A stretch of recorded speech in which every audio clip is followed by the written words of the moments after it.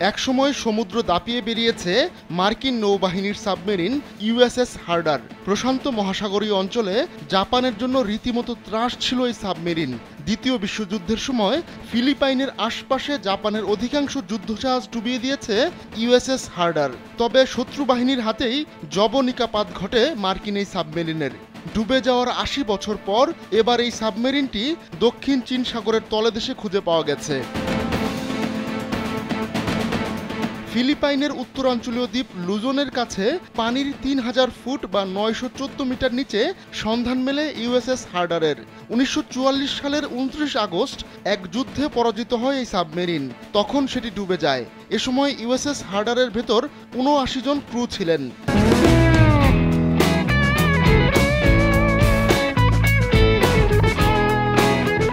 মার্কিন নৌবাহিনীর history and heritage command NHHC জানিয়েছে, ডুবে যাওয়ার কয়েকদিন আগেও দাপটের সঙ্গে লড়েছে ইউএসএস হার্ডার।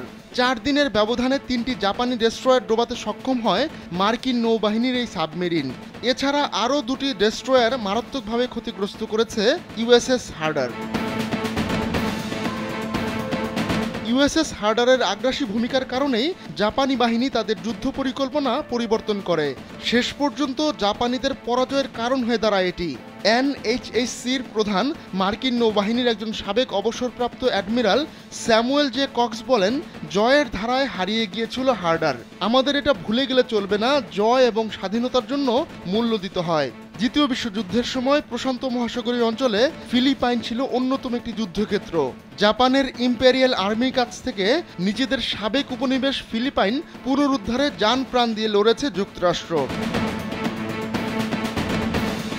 ২০১৫ সালে মার্কিন ধনকুবের পল অ্যালেন জাপানের ইতিহাসের অন্যতম বড় দুটি যুদ্ধজাহাজের একটি মুসাশির ধ্বংসবিশেষ খুঁজে পায়। ওই যুদ্ধজাহাজটি ফিলিপাইনের সিবুয়ান সাগরের তলদেশে পড়েছিল।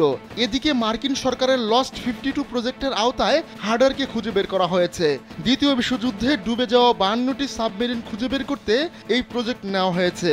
সাবমেরিনটি পানির নিচে অনেকটা অক্ষত অবস্থায় পাওয়া গেছে বলে জানিয়েছে মার্কিন নৌবাহিনী। ডুবে যাওয়ার পর এতদিন ধরে পানির নিচেই ছিল ইউএসএস হার্ডার। যুদ্ধে বীরত্বের জন্য পরবর্তীতে ইউএসএস হার্ডার ও এর ক্রুদের প্রেসিডেন্সিয়াল ইউনিট সাইটেশন পুরস্কারে ভূষিত করা হয়। এমন সম্মান তাদেরই দেওয়া হয় যারা যুদ্ধে অসামান্য বীরত্ব প্রদর্শন করে। আর ইউএসএস হার্ডারের কমান্ডার স্যাম ডিলিকে মরণোত্তর সম্মাননা দেওয়া হয়। তিনি মার্কিন সেনাবাহিনীর সর্বোচ্চ খেতাব দ্য মেডেল অফ অনারে ভূষিত হন। আহমদুল্লাহ শিকদার, কালবেলা ডেস্ক।